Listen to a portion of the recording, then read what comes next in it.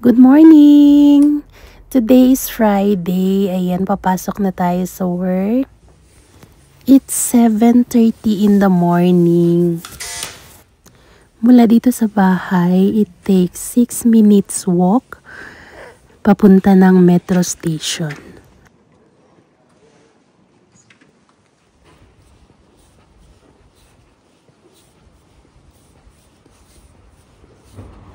Sa oras na to, may mga nakakasabayan akong mga papasok din sa mga trabaho nila.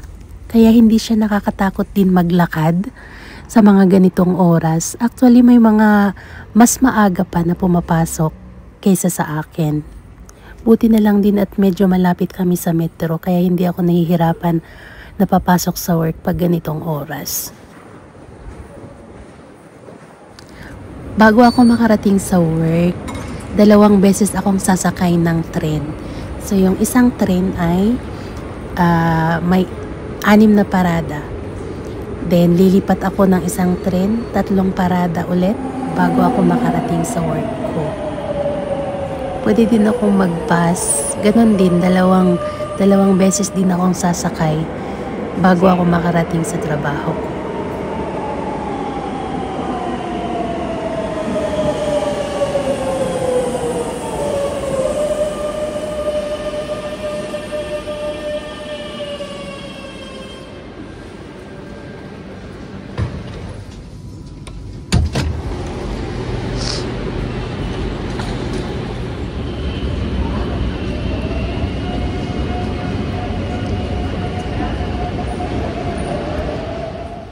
Dito na ako sa work.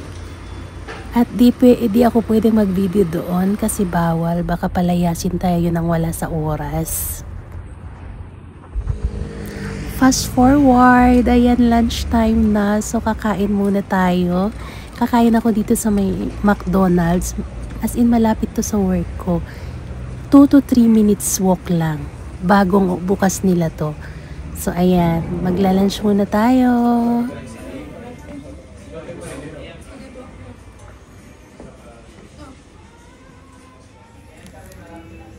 Gutom yarn. O, diba? Actually, gutom na gutom ako. Di ako nag-breakfast kanina.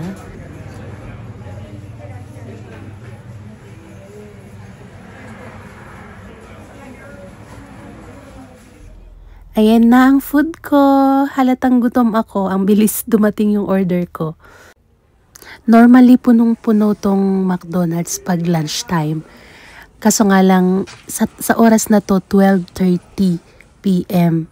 Wala pang masyadong tao kasi normally yung lunch nila dito is 2 p.m. Kaya mamaya pa magdatingan yung mga tao.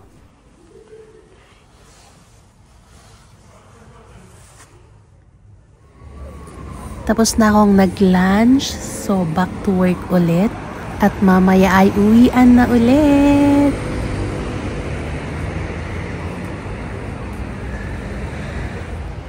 Done for today. Tapos na tayo sa work. So, uuwi na tayo at magpahinga. Maya-maya ay susunduin ko yung anak ko sa school.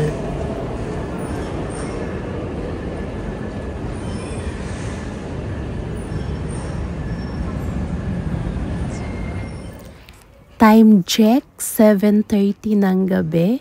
Susunduin ko yung anak ko sa school. Kung bakit umabot ng 7:30 kasi every Friday kasi ay may extracurricular sila sa school. So, late sila lumalabas.